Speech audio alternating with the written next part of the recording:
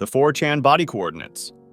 Back in 2013, a stranger with the nickname TQ8 had posted a set of coordinates on 4chan for an abandoned industrial area in Tennessee and said that anyone brave enough to walk into warehouse number 3 would find a prize waiting. It was posted on the paranormal board, so at first, the thread looked like any other attempt to scare people, but then it became progressively more serious. 18 minutes later, the original poster came back and complained that no one had gone to the spot yet, and he posted photos that worried even the most skeptical users. The pictures looked too realistic and had never been seen anywhere online. One showed what looked like a dead body, another showed rubble inside a warehouse, and another showed a strange note. The poster kept calling the body his friend and said the prize was hidden under plastic. 5 days later, a new user who called himself Alex said he had gone to the coordinates. He began sending photos he took on his phone as he walked through the warehouse, and his first updates made it sound like he had looked around the main floor and found nothing. Then he discovered stairs that went down into a basement made of dirt. He said that tunnels had been dug in the ground and walls. He saw scrap metal, wires, and piles of random objects. At one point, he heard noises and what sounded like a slow car moving on the gravel above him. That made him think that someone else was nearby, maybe the same person from the original thread. Nonetheless, Alex continued deeper until he found a plastic bag holding what looked like old animal bones and a folded paper plate with a warning written on it. Under the plastic, he found a tied-up animal. He took more photos of pill bottles, loose wires, foam pieces, and even a mailbox full of more animal parts. Then he started to look for a way out, periodically updating what was happening on 4chan.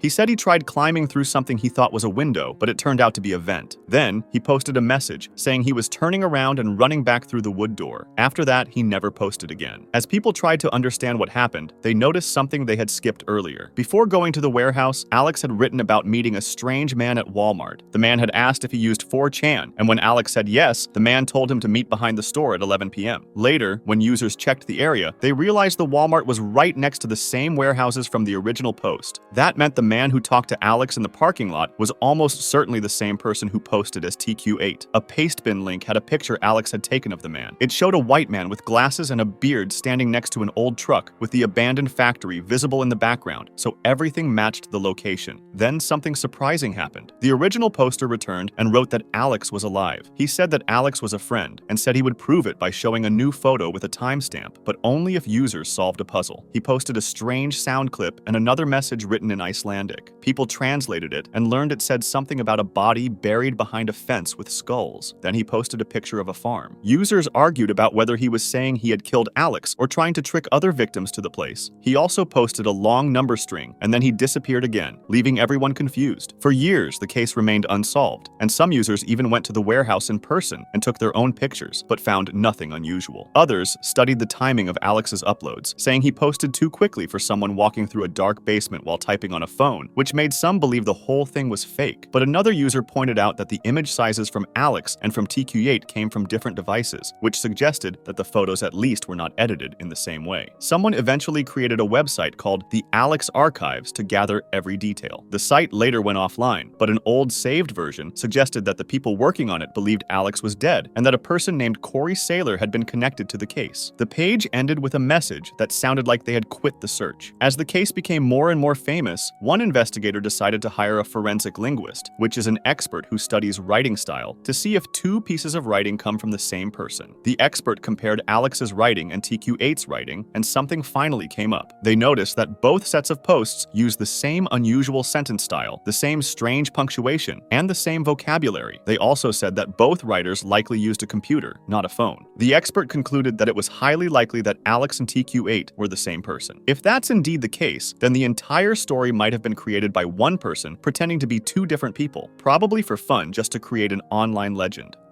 96.7 FM Strange Sounds.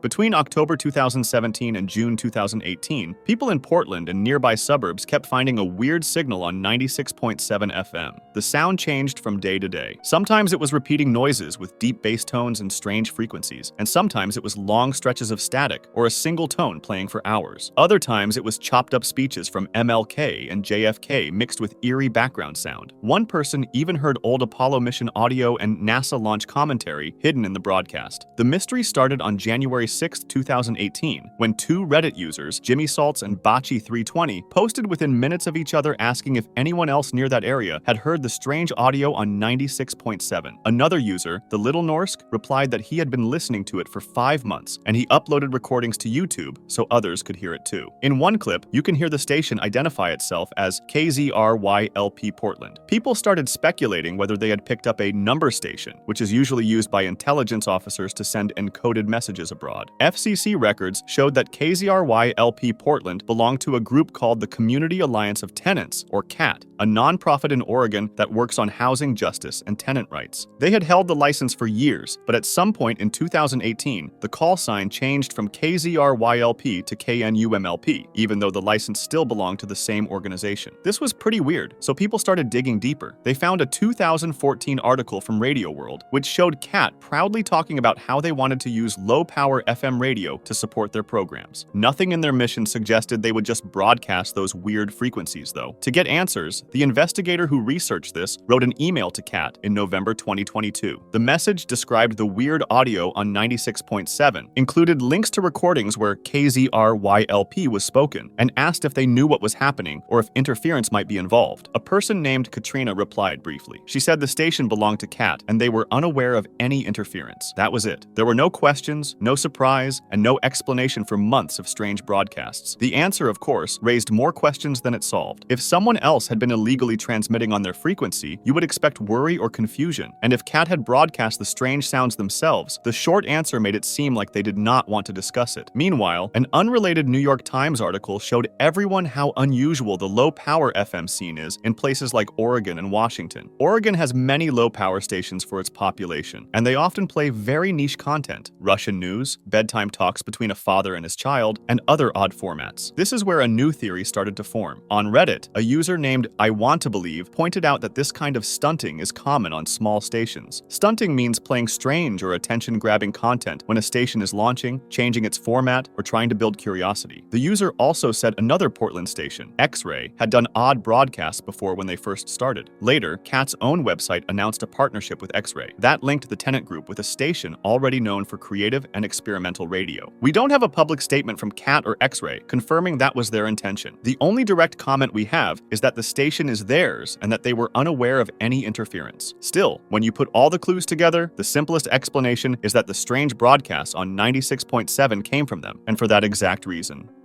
Yay video games!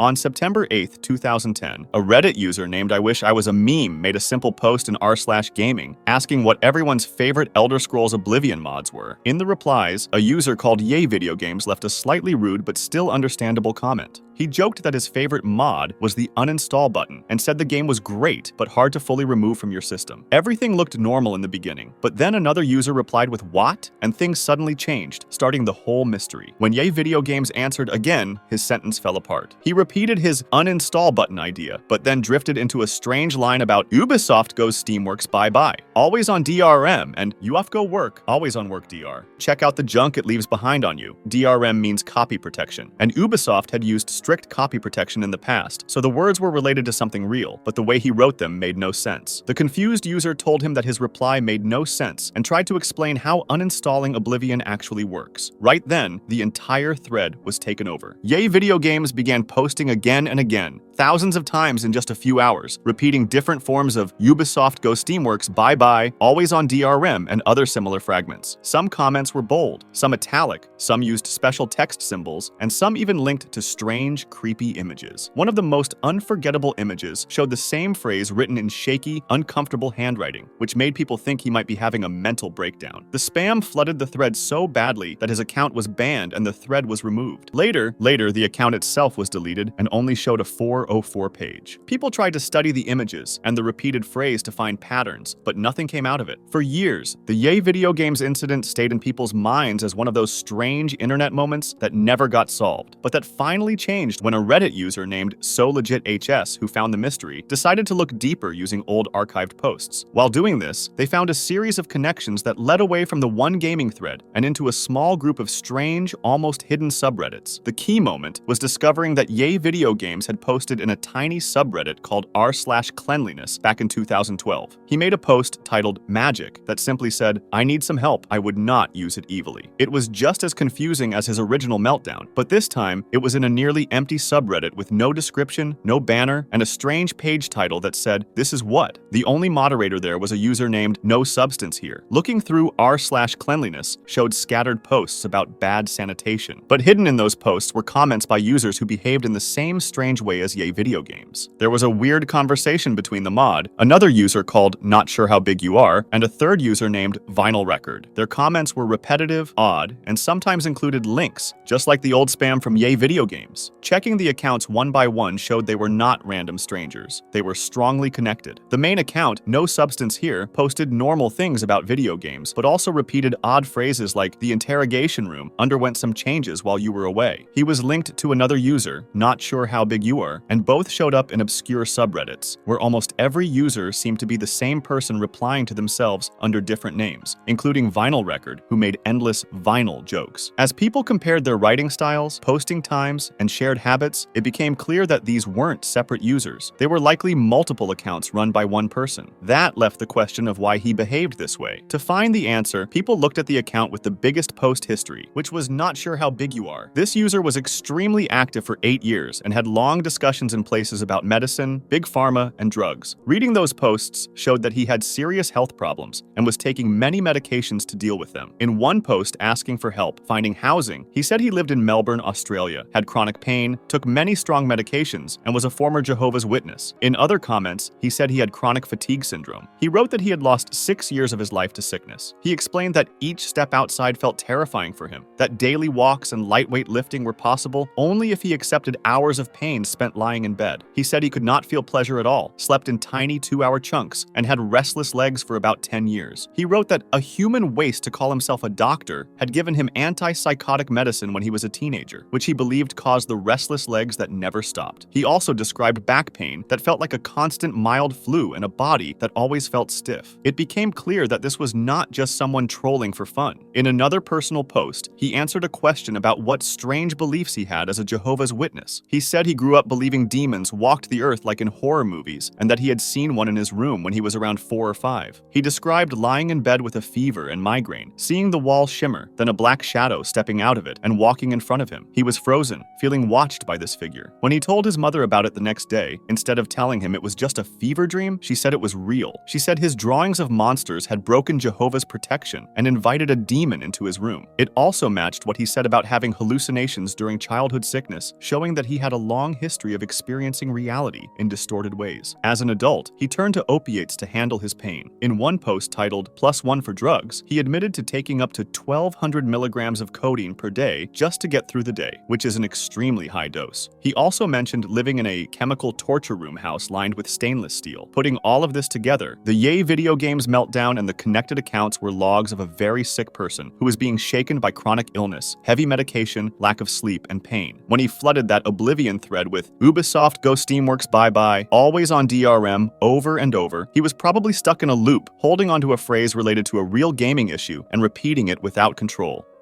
Kanye Quest 3030.